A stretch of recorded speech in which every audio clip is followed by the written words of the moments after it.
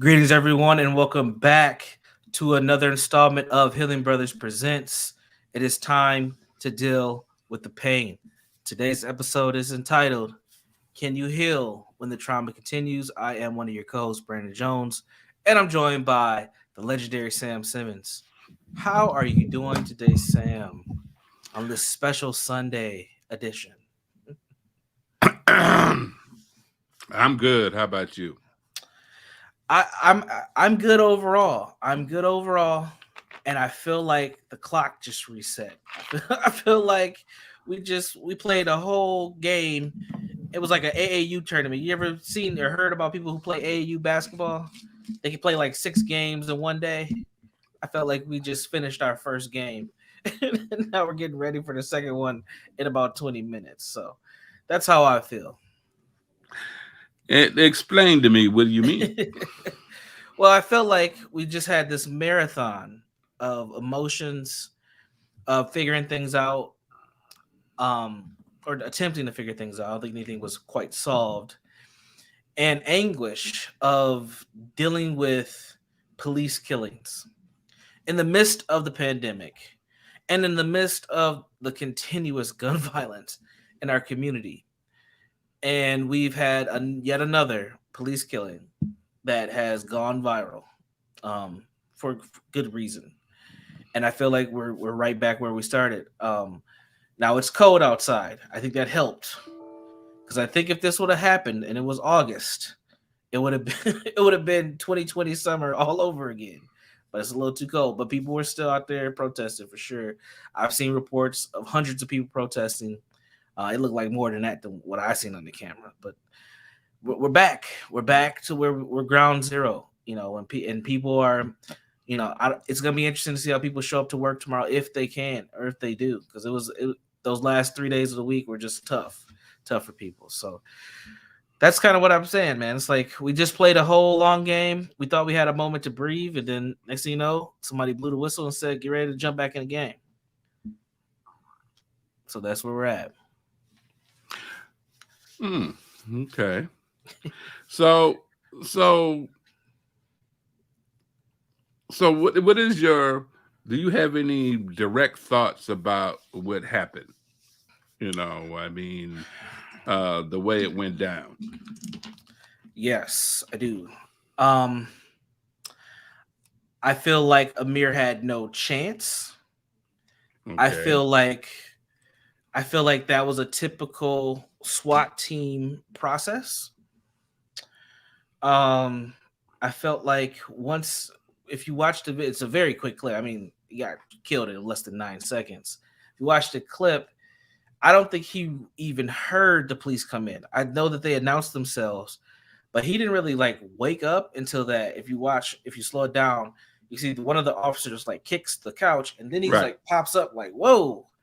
And as he's popping up, he's gathering himself, and then by the time he barely got to a full sitting position before he got shot. So I feel like you know that should not have happened. I understand there was a gun present, but that was just a really quick exchange. But I also understand on the other side that that's what happens during raids. Like people, unfortunately, people do get shot. But what is the level of restraint is going to be the question. And really, the question is, why was this exit? Why was this warrant? I feel like there's a lot of so my direct answer is, I think it was bad on all different sides, and I don't think that he should have died. That's my direct answer. But I also understand protocol. I feel like the no knock warrant thing is going to be a huge wild card in this particular case. There's a lot of questions to why he was even there. There's just a lot going on, and I think that it's unfortunate that we have to deal with this again overall, because it's just like we just don't get a break from any of this. And with me being on that in that group, it is just even more turned up on my end. So I am not I didn't swear an oath, but I can't talk too much specifics. But it is interesting being on this kind of inside of what's going on. And honestly, there's not a lot of information right now anyway. So yeah. Well, I think you covered a good bit of it. I mean, I've one of the reasons I titled the show today can you heal when the trauma continues, right? Or something like that. And that's a real legitimate question, because our show is focused around community healing, and what does that take? Why is that important? And so if somebody would ask me, well, Mr. Simmons, you keep talking about community healing, but how are we supposed to heal when the trauma continues, right? And which is a legitimate question. So before I get more into that question, this particular case, so for one of the other things that is interesting, it was a St. Paul, Ramsey County case. Right. Okay. Yep. Ramsey County requested assistance from Hennepin County. Yep. Or Minneapolis police. Minneapolis police refused to assist unless it was a no-knock warrant. Because Ramsey County wanted a knock warrant. Yep. Just a plain warrant, right? Where you would knock on the door. This is the police. No knock. If they don't have no key, they just knock down the door and come in. Right. And so that is a interesting piece right there. Secondly, in the so-called revised no-knock warrant piece, because I was trying to find the old data, when before George Floyd, a lot of the no-knock warrants were executed in Black communities. You know that, right? Yeah. Okay. So there's something. There was something to that already. Right. And so the other thing is that when they supposedly revised this no-knock warrant piece, to make it used less, you go from 140 or some number down to 90, we went down to 90. The no-knock warrant is only supposed to be executed between 7 and 8 p.m. They went into that apartment before 7 o'clock. Yeah, in the morning. Yes. Right. So there's a bunch of already dirty details already. Right. And the thing is, I'm not surprised they had a no-knock warrant, especially in Minneapolis, because they're some of the most scariest bunch of police I ever seen in my life. And since it was supposed to have been associated to a murder case. Right. Okay. Right. Ooh, scary Black man. Yeah. Okay. So exactly. That kind of thing. Right. So you have that piece, right? Yep.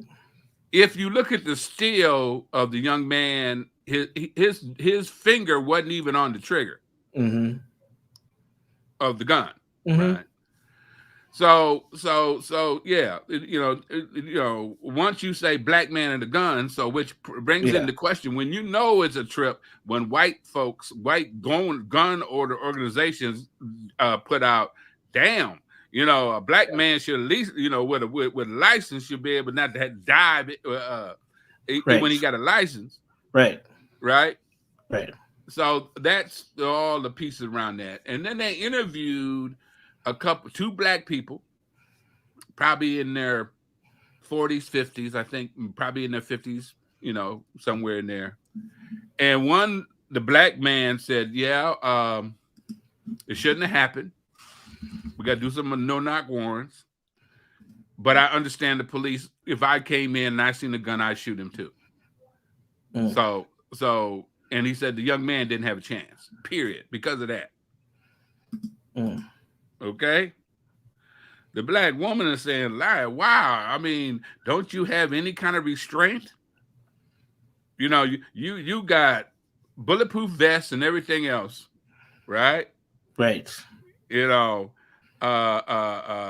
like you said, no, the boy didn't hear them come in because they didn't announce themselves until the door was open. Right. Yeah. That's why the people in the apartment building didn't hear him. Remember the people in the apartment building said they didn't hear him? Yeah, I've seen that. Yeah. We didn't hear anything. We didn't know anyone got shot.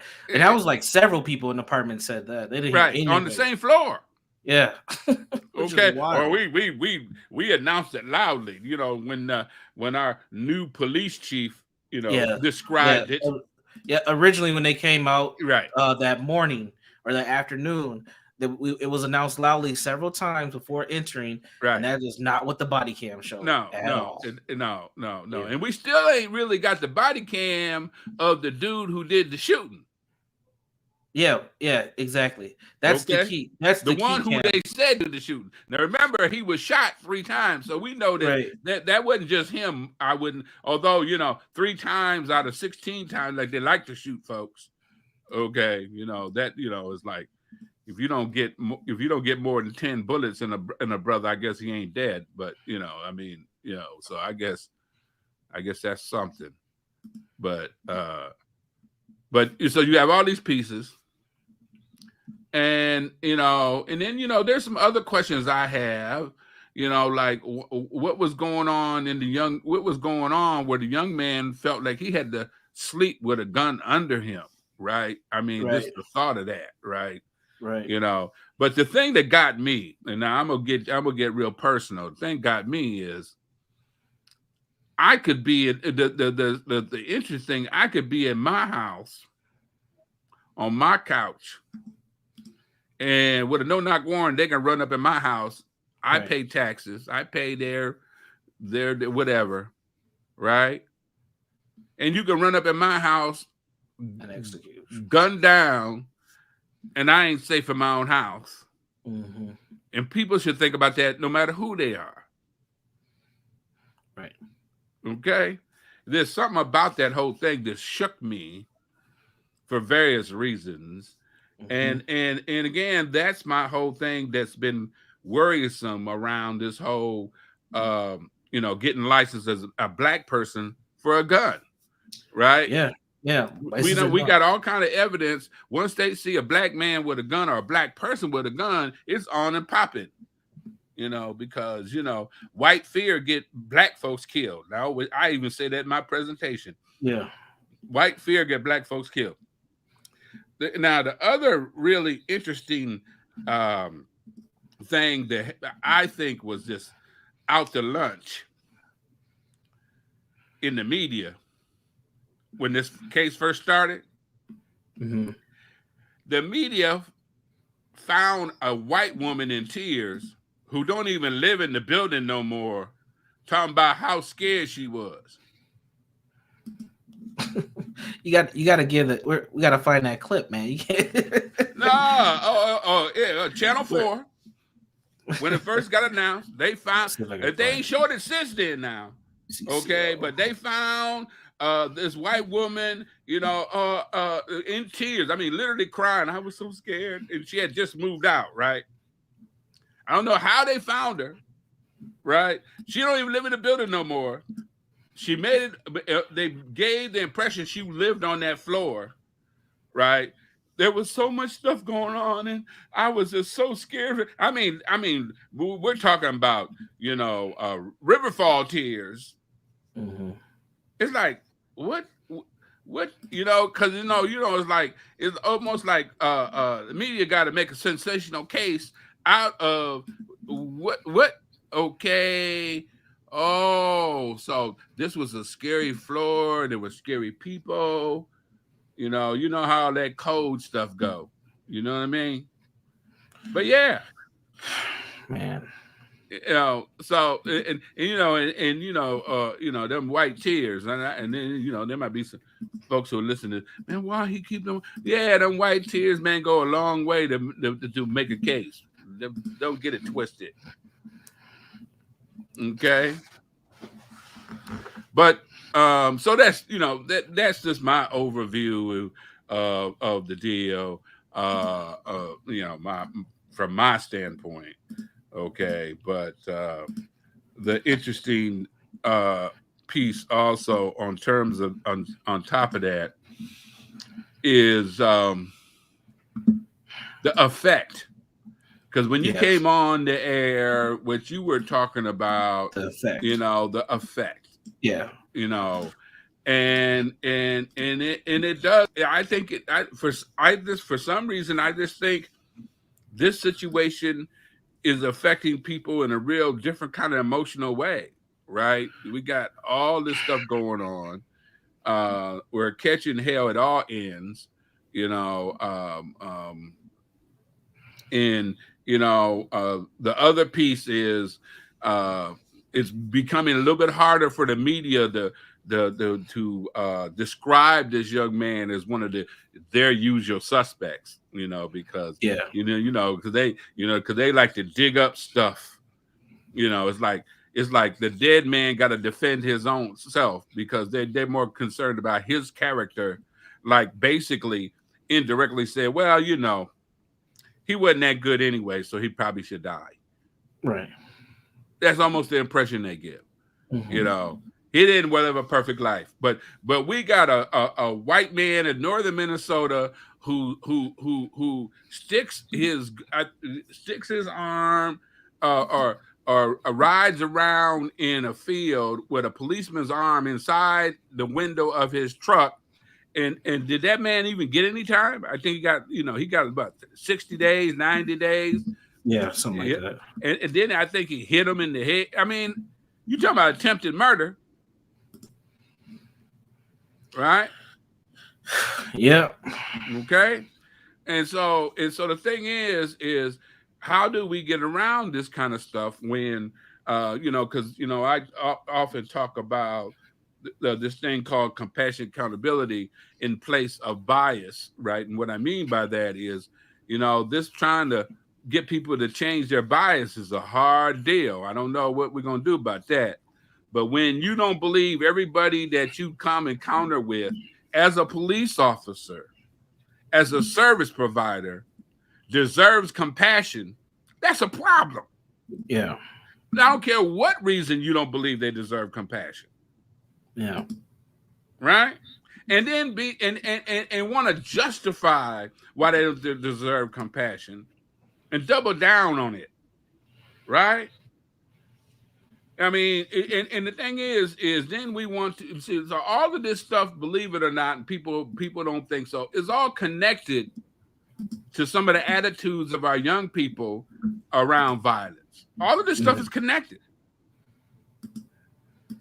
How do you get young people to care that, doing the right thing is in their advantage, or just doing whatever they want because they their time is numbered anyway, no matter if they do right or not, and to give a damn? Mm-hmm. All of it's connected. So how am I supposed to talk to young people when this kind of stuff continues? Right? How do I talk to people about, as a community, we got to find ways to heal? Again, as I said before, when somebody's saying, Mr. Simmons, it's still happening, how are we supposed to heal when it's supposed to happen? We don't really have a choice. And because this trauma that we're experiencing is also putting us in a position where we're kind of indirectly traumatizing each other. And we got to get a break somewhere. And if we can't get a break, in the system. And then you got all these different folks, these opportunists who are in some ways is almost just as bad, taking advantage of the situation. I mean, coming out of the woodwork, right? Oh, yeah. Mm-hmm. I mean, because the thing is, this is definitely, if nothing else, this is definitely a policy issue. Everybody can agree on that, right? Yeah, at the very least, yeah. At the very least, everybody agree on that, right? And so now the mayor got another expert coming in to help him figure that out and that kind of stuff. Now they want to get rid of the mayor, and he just came in office, and it's a mess all over, And ironic part is, if it gets really out of hand, who's going to pay? Who's going to pay? I live in the community where they started the riot, right? Right. There's nice new buildings being built over here. You know who ain't living in them? Okay. People like us. Okay. Yeah. So let's respond to a clip, because I have a clip here that I think goes well with what your last point about who's going to pay and what needs to be done about the no knock warrants. It's about a little over 2 minutes.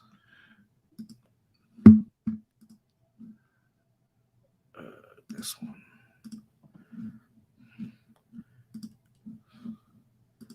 All right, so this clip here discusses what you were just saying. Amir Locke's family for the first time as they remembered his life and called for justice. We'll have more on that in a moment, but first we're following some breaking news concerning the use of no-knock warrants in Minneapolis. We have team coverage tonight, and we begin with the breaking news on those warrants and Lou Ragoose. Lou? Well, Julie and Randy, Mayor Jacob Fry has imposed an immediate moratorium on no-knock warrants, which is where officers with a judge's permission can enter a private home without knocking or waiting for someone to acknowledge them. In an interview over a year ago, Fry told me that MPD does on average 139 no-knock warrants every year. At that time, he made changes that were meant to make the tactics safer for officers and civilians. Mayor Jacob Fry proudly announced a police policy change in November 2020 regarding what are known as no-knock warrants, where police don't announce their presence before entering a home to serve a warrant. He even said SWAT team members were on board. They'll tell you it's actually better for their own safety to announce beforehand. It's better for their own safety to continuously announce their presence and their purpose before they've breached the threshold or the doorway, and then continuously throughout. Fry claimed on his website that he banned no-knock warrants. In reality, the new unannounced entry policy just required officers to announce themselves as police and their purpose as search warrant before crossing the threshold of the door. Okay. Any thoughts before we continue? Well, it looked like I was close to the number. Remember, I said around 140, 130, 140. Yeah. So this, I've seen this earlier. But now we're playing with words, right? He's talking about he banned them, but he really didn't. He just changed the title, which highlights the policy piece. And why this is gonna get this is bad. This is really bad. Like it's bad because we lost another brother who got killed, but it's even worse because it's something that was preventable, that was already put in place due to other issues that have happened in the past, in the recent past. So this is bad. It is something. It's something about our little town that they just don't get it. Maybe that's another reason why Arredondo left. He's like, man, they you never know. Yeah. Continue. Good point.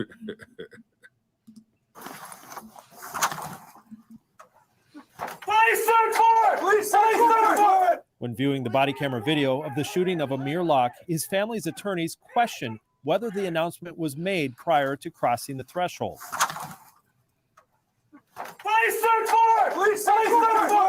There's no announcement prior to entering that threshold. They barge in before they ever identify themselves, and they give Amir no time to save his own life. The Minneapolis police SWAT team was serving the warrant for St. Paul police, whose sources tell KARE 11 were investigating the murder of Otis Elder, who was found shot to death next to his SUV on Pryor Avenue on January 11th. A search warrant filed today by the BCA says officers believe the homicide suspect was located at the Bolero Flats apartment when they were executing search warrants there, including the one that led to Locke's death. KARE 11 has confirmed that St. Paul police asked for a regular search warrant where officers knock at the door first, but MPD told them they would only perform the search warrant if it was a no-knock, unannounced entry. So then St. Paul changed it for them. The new moratorium on no-knock warrants will last until Mayor Fry and MPD leaders consult with national experts to review and suggest revisions to the policy. Julie. Thank you, Lou. Okay.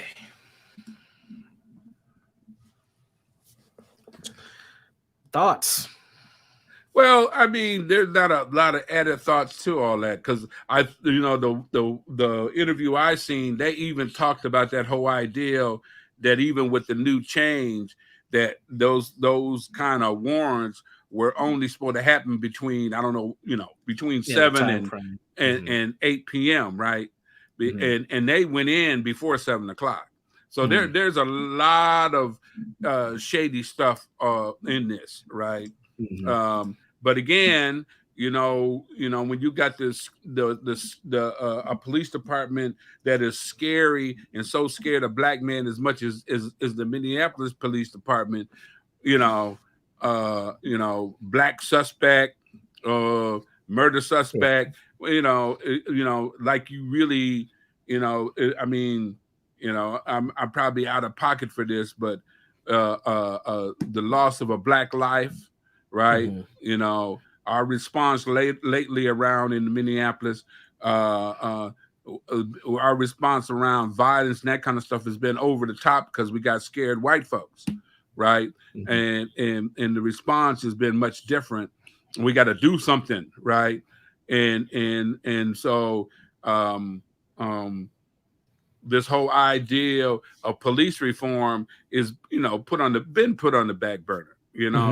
They did a thing the other day. They were saying it was like 13 states that had talked about defunding the police or restructuring police officers, right? And out of them 13 cities, half of them, I think maybe about half did move some money around for other services, right? And then the other ones didn't really, and then out of that, several of them out of the 13 increased police budgets. 6 of them increased police budgets, even though they was talking about decreasing police budgets. They have decreased them over the last years. And then out of them other 6 who have moved some money around, they moved some money around and they have increased police budgets. So the thing is I always say when we're talking about diversity and in issues of any type, watch the money. Wherever you put the money is where your belief is. That's where our society is. It's like when we're dealing with organizations in terms of diversity and they want to have a diversity situation. Watch the money. What do they spend the money on? Their budget for diversity is it all on the the salary of the diversity officer? Or if that's all the money you're spending, well, we know what you feel about that. Because we know that things we believe in, we invest in. And so the biggest piece around this is my biggest concern. One of my biggest concerns on top of this, you're right. The policy stuff is just funky, shady, and every time we seem like we turn around, our mayor it likes to talk out of both sides of his neck in many different ways, because then his first time, it appears that he's been talking out of both sides of his neck, depending on, it's one of them deals, depending on who's in the room, because, he's scared of black people too. They can get him get him the shaking and stuff, but at the same time, there's certain, and he keep talking to the same folks in his ear. He don't talk to new people and if he do talk to new people, they're new people outside of the state. So he likes if you are a so-called national professional, he'll because see, a lot of people don't know how many of them he done snuck in here and talked to, because I get information from back channels. There's folks there's some new ones he done snuck in around this no knock warrant too. I'm not gonna throw out their names or whatever, but I'm saying those experts are bad people. They know their stuff, right? Yeah. They've been successful in other states. So part of it, I think that's why, they don't want everybody to know who they are when they're coming through, because they ain't all about that. Right. And 1 or 2 of them are actually associates, or I would call friends of mine. Right. So the thing is there's a shady feeling with our little new, I used to call him the baby mayor, but now, I guess he ain't no baby now. He's a juvenile mayor now, but you know how juveniles get a little bit, erratic with their emotions, so I will say this. I would, in defense of the mayor, he's had one hell of a run compared to the last few mayors that we had. Like, he's gotten into it with Trump. We've had a crazy ass Super Bowl. He's had 3 national shootings. Like this is, I mean, And you say all that to say what?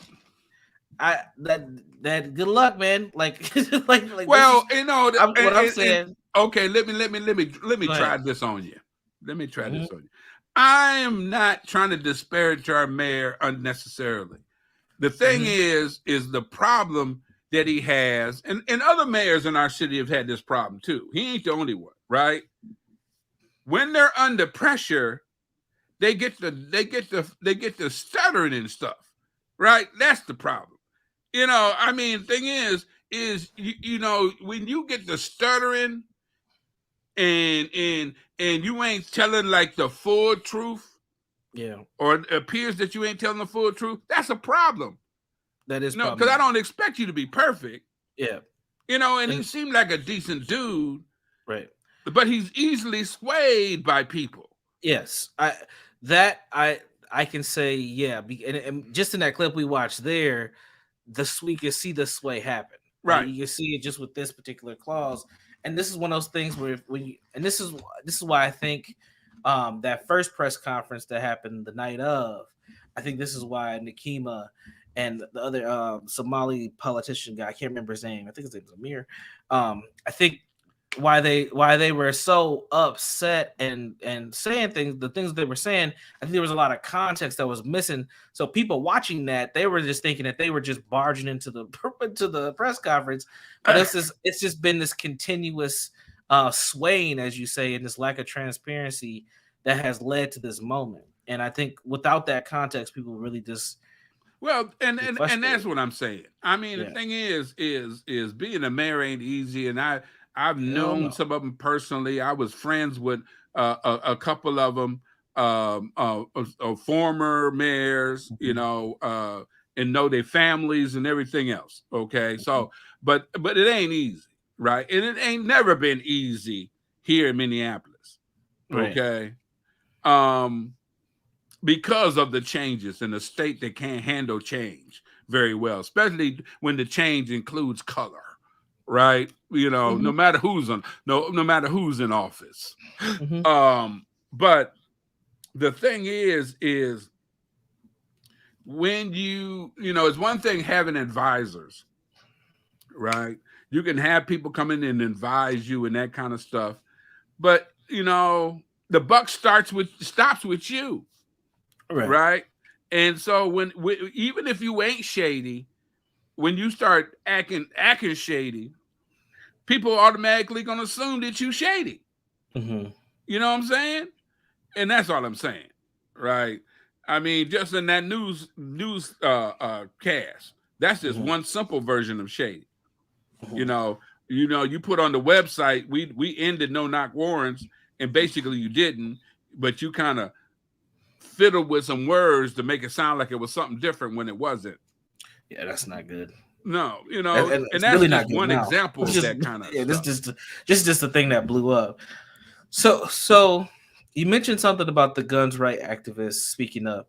I want to roll that clip too and get some response from you, because I think that's an important piece to this, is this level of concern as Black people who own firearms legally, and what that means. Because one of the things that we've seen after George Floyd was an increase across the nation of Black people getting licensed to carry.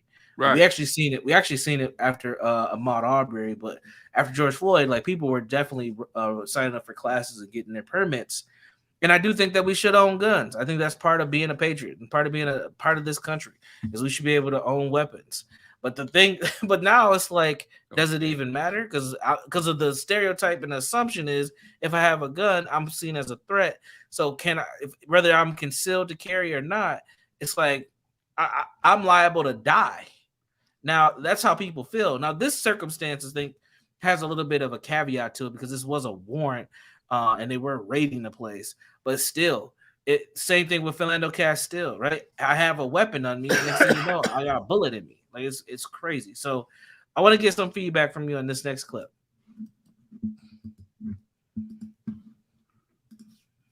Meanwhile, members of the Minneapolis community are also demanding answers. And that includes gun rights advocates. Caroline Cummings reports.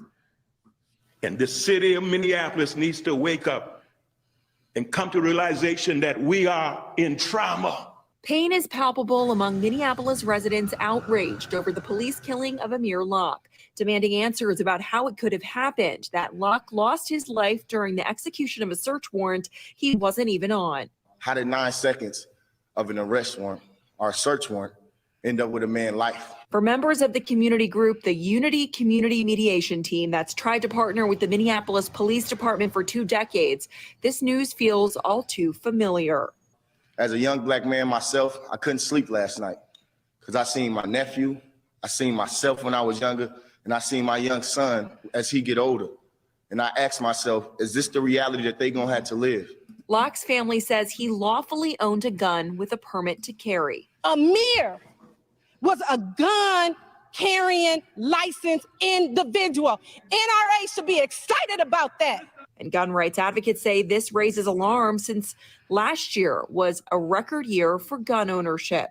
So now every day we're entering into a situation where law enforcement officers may encounter somebody who is lawfully armed inside their home. The use of no-knock warrants is counteractive to that right to self-defense. Caroline Cummings, WCCO 4 News. Okay. Tonight, the governor is authorizing the National Guard to be ready in case they're needed to help with public safety. They St. ready. Paul originally asked because of the ongoing federal trial for the 3 officers in the George Floyd case. But this means that the Guard is ready if Minneapolis needs any extra support. Not yet. It's too cold. It's too cold right now. If it wasn't too cold, they would need them. Trust me. It's just a little, and it's warmer, but it's just a little too cold for that action. But a couple things I want to just throw out there before you go on the clip. This just makes me frustrated. Now, we had the young boy, what was his name? Let me get his name right. Get this young boy some respect. The young man that got killed, Jamiri Rice, got killed just a few days ago at school. Got shot, got killed. My mourning and my grief and pain and response is the same as it is for Amir, but for a lot of people, it's not like that, which infuriates me. Oh god, because it's like you couldn't sleep last night and you seen your nephew and all that, but you didn't have that same level of energy for this other young man, and it's like that response to me just is mind-boggling. When we got bodies dropping every day of young black people, and I think that. It's something about when a police, not even a police officer, when a white person takes a black person's life that just sends us over the edge, man. And I really think it is what I call our addiction to white. Like we just see them as just so above us that when they do something to us, it just hurts 10 to 12 times more than it does just in general. And I just find that to be just mind-boggling. So that's one thing. The other thing that I want to say is the guns right activist guy who was speaking made a really good point that the no-knock warrants just kind of counteract anything that you do to the right to bear arms within your home. Now, he was not in his own home, but that did not. But that no-knock piece did not give him a chance to even say I have a gun on the table or nothing. Like this, just was over. Just 9 seconds is just over. So I think that's a huge piece to this puzzle as well. Like you were saying. You know, somebody just comes in your house, or not, the police just come in your house. Next thing you know, you're laid out without any type of contact. Like they just come through and boom, it's over. And being a black person, that's that the probability of that is definitely a lot higher than being a non-black person. So I'll pause there and let you get in. Well, the sad part about it is it's almost difficult to get our white counterparts to believe that, right?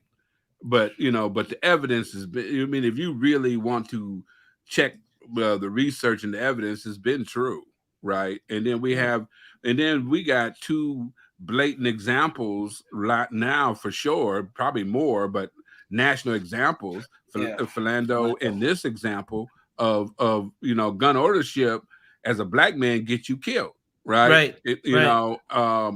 And so it's damned if you do, damned if you don't.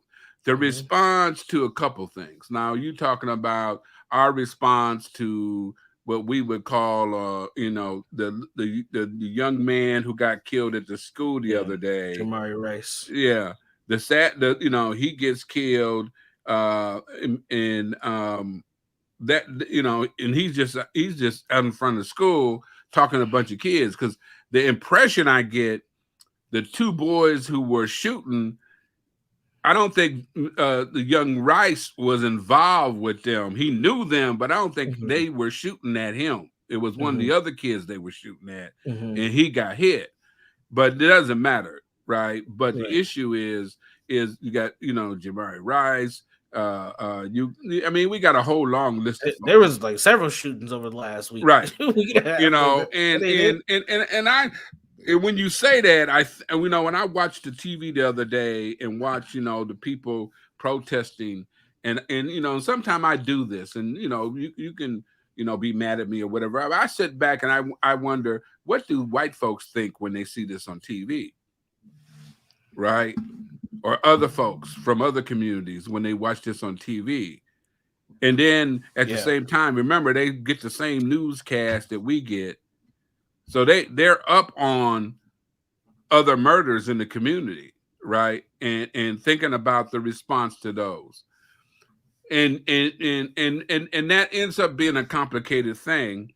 But you ask the question, why is it that when a white person or a police officer kill us, kill one of us, is so? But that's a trauma response, right? Absolutely, that's a major trauma response. That's part of that racial trauma response of being part of America, and feeling the numbness that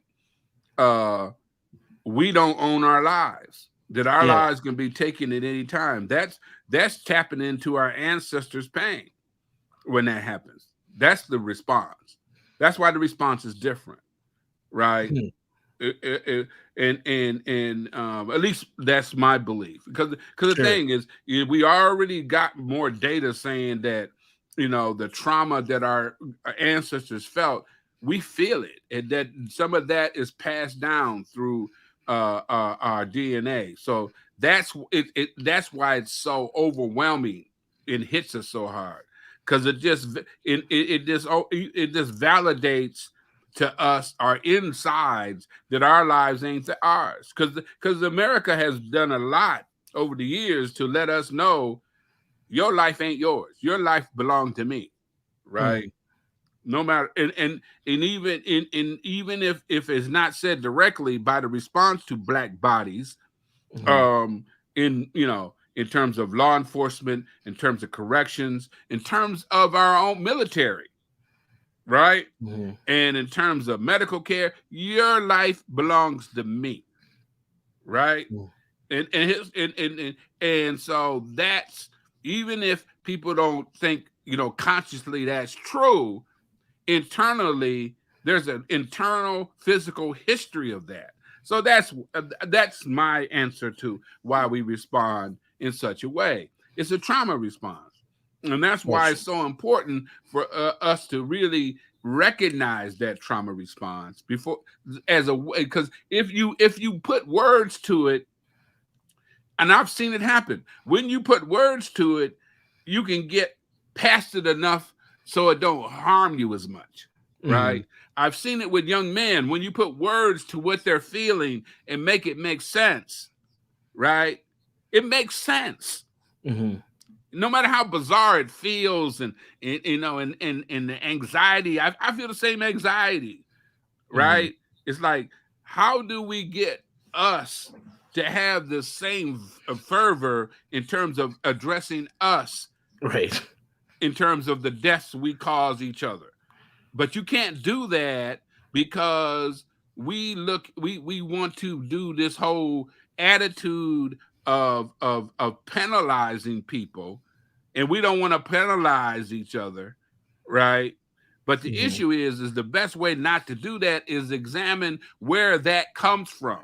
And that's part of the trauma response, right? The trauma response has many different responses. And then we talk about racial trauma. The reason that young man in the interview talking about my brother and that kind of stuff, again, it goes back to that internal feeling of our society says that, you know, your body is not yours. I own it, That's that old racial response where I see me, because when I seen this thing about a mayor, the first thing I'm thinking about, damn, shit. What if I'm in my house? Yeah. Exactly. And we have seen situations where the wrong address be given. Yeah. Right. Or say I had a nephew who lived with me and don't live with me no more, and this is the only address you got. And you run up in my house pretending you done said something and you didn't, and you startle me. Right? In my own house. Right. I felt that. Right. So that's that how racial trauma feels. Right. And see, we can identify that. The other trauma, the other mourning, unfortunately, we haven't put our minds around that, and we can't, so that trauma we feel that is related to our own people. It because we haven't made a way to have an honest conversation about that and be real with that without being criticized by our own people, right? You can talk about what somebody's done to you and still show them compassion, right? I understand what people who say that we don't want to talk about black on black crime because white people kill the white people. I don't want to have. I'm not going there with you. Okay. I understand because it's a trauma response as well. I see you. I see you and me. I don't have a lot of hope for my own future. How am I supposed to have hope in yours? Then you compound that with these other things like, if I do the right thing, I go get a license for my gun. I try to keep I keep a job. I try to go to school part-time, and I still end up dead. What's the use? Yeah. Let me get my entertainment off of the back of you when I can. Right? People say life is short, but we got young people who said life is shorter. Okay, even Joy DeGruy talk about that. A feeling of shortened lifespan, right? So that's why this conversation about the internal trauma, not just with the external, and unfortunately, that's why the question come up: how do we heal when the trauma continue? The external trauma, the over the top trauma, that's just there. It's like a bad smell in the house, a little slightly funky smell. It's there. We know the funky smell, and we try to go on with our lives. But we got that one that's closer to us. There's thing is if you can't, how do I have hope when in some of the cases you got young people growing up in trauma? Not learning how to, what it means to allow yourself to be vulnerable and feel safe in your space with family, with community. We already know about the overall, and the effects of that overall trauma, that historical trauma, is what we're experiencing within the community is a result of all of that trauma, right? Or all that experience. And we got to find a way to really articulate that trauma, how it shows up in our own relationships with each other, how we see each other. People use words like internal racism and all that. That's fine. But if you ain't talking about it and addressing it and getting a handle on it, it makes not getting a handle on that makes fighting the system even harder. It makes fighting the system even harder. But when stuff continues like what we got recently, I can also understand why people say, why do I even bother to fight the system? Just let me get what I can get. Just let me do what I got. I understand it. And that's why I don't have no problem talking about it. because there's something about being able to get it out your mouth and put words to it seems to have at least a slightly healing property to that. And again, I see it all the time in the groups we do. You know, I mean, we just did a group on toxic masculinity. Them black men didn't know what that meant.